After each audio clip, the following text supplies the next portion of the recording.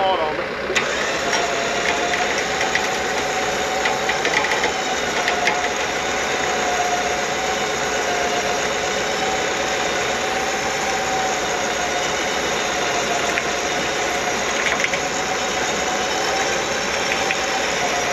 Another foot, you'll be on top of the trailer.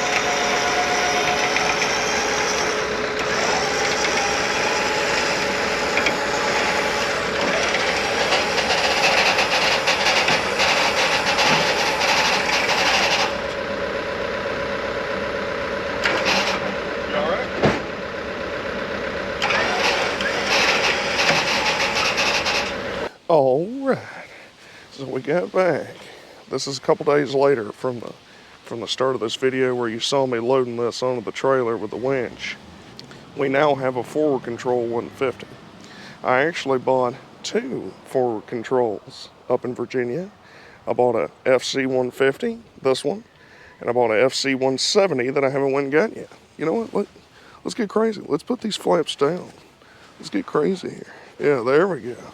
Yeah. It's colder than a brass toilet seat on the shady side of an iceberg around here, so I thought I'd throw on my Ushanka while I film this, because I think, why not? Anyway, so we got an FC 150 forward control. Look at that. Look at that badge right there. You try to tell me. Go ahead. Try to tell me. This thing's sick as hell. Look at it.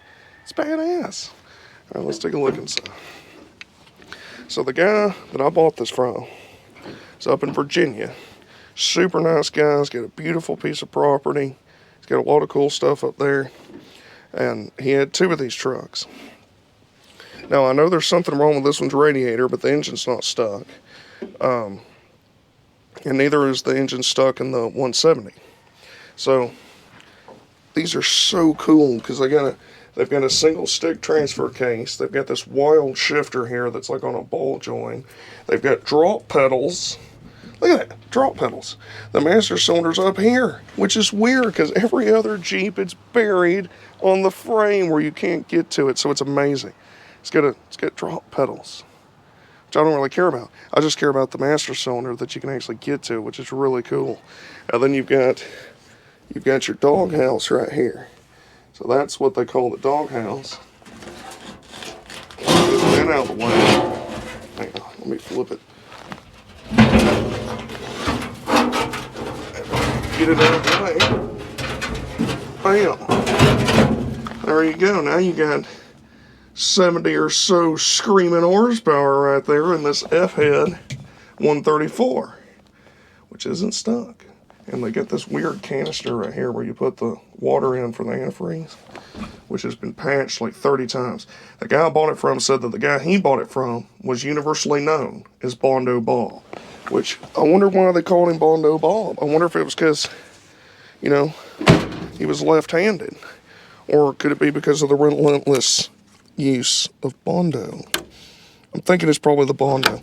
Anyway, so these things are built on a CJ5 frame. They're short as crap. It's really hard to even show how short it is. I wish my other truck was here so I could pull it up beside it and show you how short it is. But it's got the tailgate. Everything's been, patched and stuff. The floor's been patched. But you got these cool benches back here that you could use to ride people around and work crews and stuff. This truck's actually a 3/4 ton. The 170, I think it was considered either a one ton or 1.5 ton or 1 1/4. I can't remember, but they got these neat door handles. Super cool. Look at that. Look at that. Look at this. You tell me this thing ain't sick.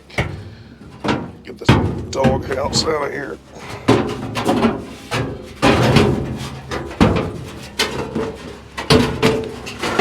There you go. Now you get a better look at the engine. Look at that. You got your battery box back here. Yeah, hell yeah. Get your battery box. You got all this storage in the corners of the cab too. So you could put your moonshine back there. You could put tools. You could put whatever the hell you want. I mean, it's just so cool. They're just so neat, and they've got such a sharp turning radius. They turn so good because you're literally sitting directly on the axle. So let's see. Put that seat down. There's the seat. Okay, there's the axle. Sitting directly on top of it. Sick as hell. All right. Radiators up here. Sorry, we got us a helicopter. I don't know if you can see it or not, but he's coming over causing me problems. Anyway, radiators up in here, heater core. Radiator's leaking on this rig, so we're gonna have to see about patching it, taking it out. There's a guy up in Calhoun that does really good work on radiators, so we're probably gonna pull it out, have him do it. But I'm gonna pull it in the barn over there, in this old barn. We're gonna pull it in there, and we're gonna see if we can get it to bust off, because the guy I bought it from said it ran good. It's just he couldn't run it because it was leaking water. So they made, between the 150 and the 170, they made about 30,000 of them. They made them from 1957 to 1964. This is the rarer truck. They didn't make as many of these. And I've got one of each, baby. I got the 150, I got the 170. It's gonna be sick. It's gonna be so sick. Now I know you're probably wondering, you're like, Brickley Traveler, where's that 2A you bought? That's a good question. I already sold it. I appreciate you buying it, by the way. I wasn't planning on selling it, but it worked out that way, and now I got a 150. So you know what?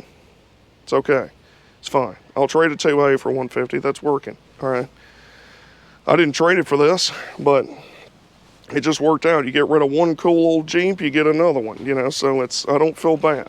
So the plan for this rig is kind of the plan that I have for that 2A. We're not going to get all crazy with the body work or anything like that, but we are going to get it running, driving, get the brakes where they work, make sure everything's good with the steering and everything, get the 4-wheel drive, make sure it works, because he said it did. So we're going to make sure that it's Gucci, all right? And then we're going to send it. We're going to take it up the mountains. Willie's Gone Wild Part 2, all right? Forward cab condition, forward control, all right? I think it'd be cool, you know, because what I want to do with this one is either track down another body eventually, another cab, because the bed's actually pretty good. The bed's not too bad, but maybe get another cab. Or just work on this cab as I have it, but I don't want to wait for all that. I want to drive it. This thing's badass. I want to drive it. It's going to be sick. Wear my Ushanka while I drive it. Look at that. Look at that. It's beautiful. Anyway, so we're going to have this truck. I got to go back up to Virginia here in a few weeks, probably a week or so, and get the other forward control 170. I've got to go up tomorrow and get another truck where that one came from. So it's a hard life being a Willie's man. You know what I'm saying? It's a hard life. It's a lot of driving, a lot of spending money and time, but it's worth it because you can't get no better than this. It's sick. It's so sick. I mean, just have a look. Look at it again. Look at that. Look at that. Trying to tell me, God almighty, you try to tell me it's not badass. Look at it. Look at it. Sick. How could you not be pumped about this? How could you not? Look at it.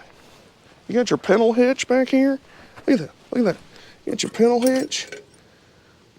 Look at that. Hook up your payload right there. Slam that sucker back down. Oh, now it's frozen. Anyway, slam that on there. Pull your boat over to the lake. Of course, you'll have trouble because a rig like this, you're going to be attracting so many women, it's going to be difficult to get places. Because look at it. It's sick, all right? I can't blame them. Just look at it. Look. Look at that thing. Forward control mania. It's epic. But anyway, I just wanted to give you a little quick peek of this. I'll probably do some work on it this evening. And I'll probably film that too. I'm not sure what year it is. It doesn't have a VIN tag or a title. So I'm going to have to figure out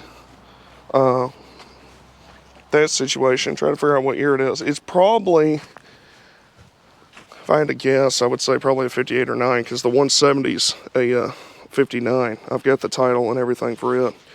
I don't know if I'm going to keep the 170. I'm keeping this one for sure. No matter what, I'm keeping this one. But the 170 is pretty cool too. There's nothing to complain about on it either. So I might keep them both. I don't know. I'll have to see.